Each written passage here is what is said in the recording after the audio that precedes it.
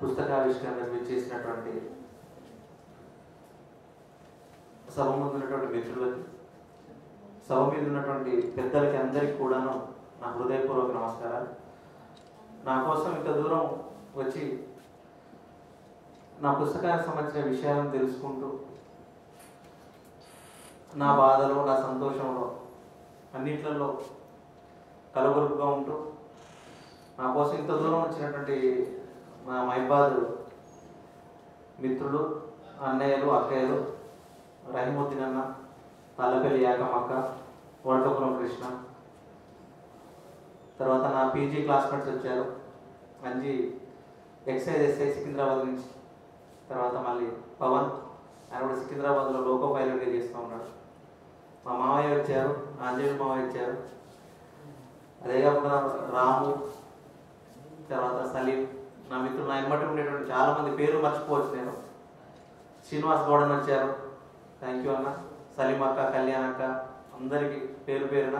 ఇక్కడ పేరు మర్చిపోయి ఉంటే జయప్రకాష్ సార్ నా కోసం ఇంత దూరం వచ్చారు, అందరికీ కూడా నా యొక్క హృదయపూర్వక నమస్కారాలు. అసలు ఈ దీర్ఘ కవిత గురించి సార్ వాళ్ళు మాట్లాడుతుంటే ఒక పరిశోధన వ్యాసాలను వాళ్ళు సమర్పించినట్టుగా అనిపించింది నాకు. అంటే ఇది నేను రాయటం ద్వారా నేను ఒక రకమైనటువంటి అనుభూతిని పొందాను. అంటే నా కులవృత్తికి సంబంధించినటువంటి, మా కుటుంబాలకు సంబంధించినటువంటి బాధలను, వాటికి సంబంధించినటువంటి విషయాలను నేను కవిత్వీకరించినందుకు ఎంతో సంతోషపడ్డాను. నేను ఆవిష్కరణలో భాగంగా పెద్దలతో మాట్లాడించినప్పుడు ఎటువంటివి భావాలు వెలువడతాయని నేను చూసినప్పుడు వాళ్ళలో నుంచి చాలా రకాలైనటువంటి భావాలను ఈరోజు నేను తెలుసుకున్నాను. అంటే భిన్నమైనటువంటి భావనలు, పరిశోధాత్మకమైన ఆలోచనలు, ఇవన్నీ కూడా తెలుసుకున్నాను. వాటన్నింటినీ నేను స్వాగతిస్తున్నాను. తర్వాత రాబోయేటువంటి కాలంలో కూడా వాటిని నేను సరి చేసుకోవడానికి కూడా నేను వెనకాడట్లేదని కూడా ఈ సభా వేదికగా నేను చెప్తున్నాను. ఇంకా అంశాలను ఏవైతే ఉన్నాయో వాటిని అన్నింటినీ కూడా నేను యాడ్ చేసుకుంటూ, కలుపుకుంటూ నేను ముందుకెళ్ళగలుగుతాను. అంతకుముందే వాళ్ళకి నేను విన్నవించుకునేది ఏంటంటే, ఈ దీర్ఘ కవిత రాయటం అనేది ఒక కత్తి మీద సాము లాంటిదని నాకు అర్థమైంది. దీర్ఘ కవిత రాయటంలో నేను సఫలీకృతుని అయ్యాను అంటే రాయటంలోనే. అంటే నేను దాని గురించి పూర్తిగా చూశాను. ఒక 2 సంవత్సరాలు చూసిన తర్వాత ఒక కవిత నవ తెలంగాణలో వచ్చిన తర్వాత దాని పొడిగింపుగా ఇది నేను రాయాల్సి వచ్చింది. అందులో భాగంగానే దీన్ని రాశాను. ఇది రాసేటప్పుడు ఒక దీర్ఘ కవిత నిర్మించడంలో ఉండేటువంటి సమస్యల లోపల నేను కొన్ని అంశాలను విస్మరించాను అని నాకు అనిపిస్తుంది. అది పిల్లల మరి రాములు సార్ గారు చెప్పినటువంటి సూచనలు కావచ్చు, మిగిలినటువంటి సంగీశెట్టి సీనాన్న చెప్పినటువంటి సూచనలు కావచ్చు, వాటన్నింటినీ కూడా నేను పరిగణలోకి తీసుకుంటున్నాను. భవిష్యత్తులో మళ్ళీ రాయబోయేటువంటి దాంట్లో కూడా వాటిని నేను యాడ్ చేసుకుంటాను. ఇప్పటివరకు ఇది రాయడానికి గల కారణాలు ఏంటంటే, నేను మా మామయ్యను చూసినప్పుడు కానీ, మా నాన్నగారు చిన్నప్పుడు తాటి చెట్టు ఎక్కినటువంటి సంఘటన, మా అమ్మ కళ్ళంబరి తండాల్లోకి వెళ్ళి కళ్ళంబరినటువంటి దృశ్యాలు కావచ్చు, మహబూబాద్ పట్టణం సమీపంలో ఉన్నటువంటి మహబూబాద్ పట్టణానికి వెళ్ళి సైకిల్ మీద వెళ్ళి మా తొట్లలో సీమామతో వెళ్ళి అక్కడ కళ్ళమ్ముతున్నటువంటి సందర్భంలో, ఆ కళ్ళమ్మన్నటువంటి సందర్భంలో సైకిల్ నుంచి ఆయన పారబోసినటువంటి సందర్భంలో వచ్చి కానీ నేను ఈ కవిత్వాన్ని రాయాల్సి వచ్చింది. అంటే మా యొక్క బతుకు పురాణాన్ని రాస్తున్నానని చెప్పాను నేను ముందు మాటలో. అంతేగాని గౌడ పురాణాన్ని ఇక్కడ ఏం రాయట్లేదు అనేటువంటి విషయాన్ని కూడా నేను స్పష్టం చేశాను. ఇవి గ్లామరైజ్డ్ వాక్యాలు కాదని రాశాను. ఇది కులవృత్తికి సంబంధించినటువంటి వేదన, అందులో నుంచి పుట్టినటువంటి ఒక గాథకు ఒక రూపమైనటువంటి విషయాన్ని నేను చెబుతున్నాను. ఇందులో ఇంతవరకు నేను రాసింది కొంత, ఇంకా రాయాల్సింది ఉందనేటువంటి విషయం పెద్దల ద్వారా నాకు అర్థమైంది. కాబట్టి వాళ్ళందరికీ కూడా మనోపూర్వకంగా నమస్కారాలు తెలియజేసుకుంటున్నాను.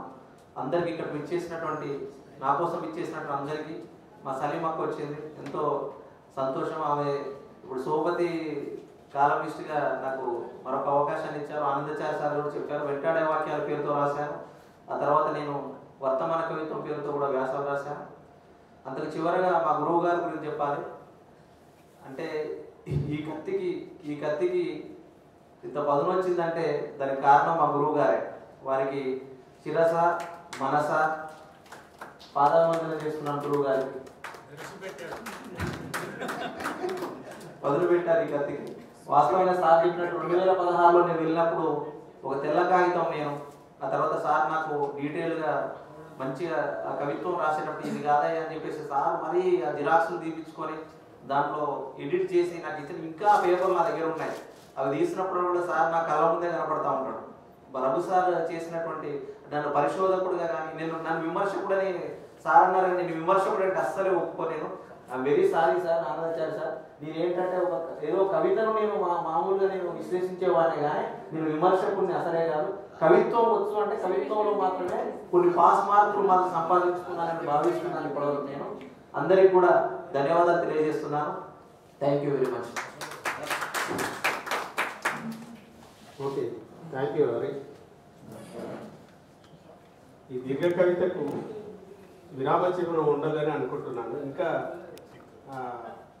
చేర్చవలసినటువంటి అధ్యాయాలు, దీనికి పొడిగింపు సార్ సీక్వెల్ అంటున్నాడు, దాన్ని కాలక్రమేణా పూరించవచ్చుగా భావిస్తూ ఇది బహుజన కవిత్వానికి కళ్ళు తెరిపించే కళ్ళు కవిత. ఓకే, చిరు సన్మానం అయిపోతుంది. కానీ ఇక సమాంతరంగా పేర్ల రాము వందన సమర్పణ చేస్తారు. నేను పేర్లు చెప్తుంటాను, మీరు గప్పేశారు. ముఖ్యంగా ముఖ్య అతిథి ఆవిష్కర్త అయినటువంటి ప్రసేన్ గారిని తండా హరీష్ కవి సత్కరించవలసిందిగా కోరుతున్నాను.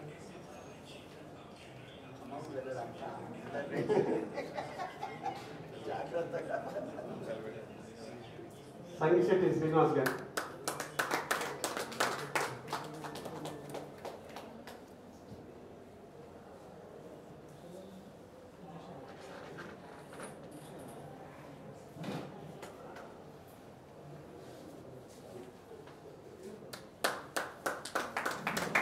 ఆచార్య పిల్లల మరి రాములు.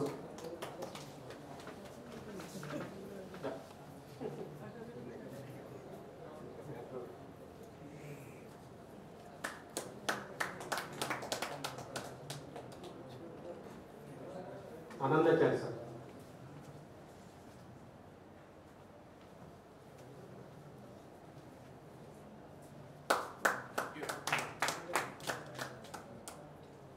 ఆలపల్లి ఆకమ్మ గారు.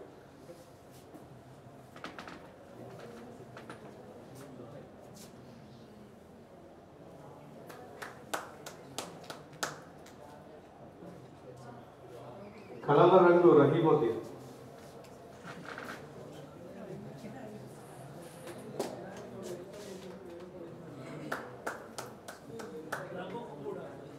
వర్గాపురం కృష్ణ.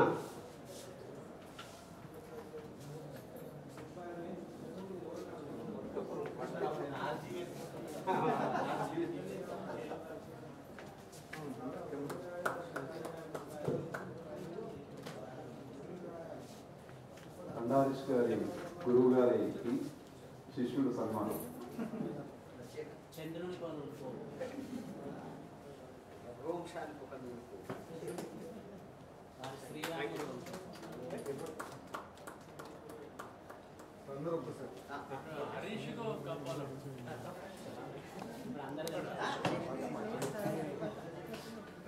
మంచి కవిత రాసినందుకు నీకు అభినందనలు తెలియజేస్తాను. అందరి తరఫున హరీష్ కు సన్మానం. చప్పట్లతో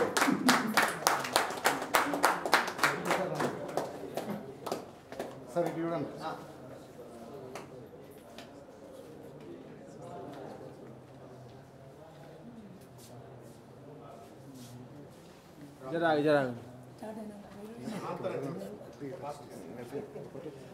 ఈ వంకతాడు పుస్తకావిష్కరణకు సభాధ్యక్షత వహించిన ఎస్ రఘు సార్కు ధన్యవాదాలు.